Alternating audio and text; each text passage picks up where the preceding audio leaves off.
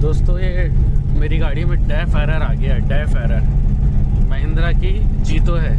इसके पहले भी मेरी गाड़ी में डेफ एरर आया था मई 2023 में, और अभी ये मार्च 2024 में फिर ये डेफ एरर आ गया कि 270 किलोमीटर चलने के बाद मेरी गाड़ी ऑटोमेटिक बंद हो जाएगी, इंजन स्टार्ट नहीं होने का।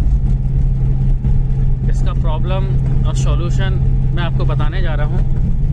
आपकी गाड़ी में यूरिया रहे चाहे ना रहे, ये आता ही है प्रॉब्लम। कोशिश ये करें कि यूरिया ख़त्म नहीं होना चाहिए गाड़ी में।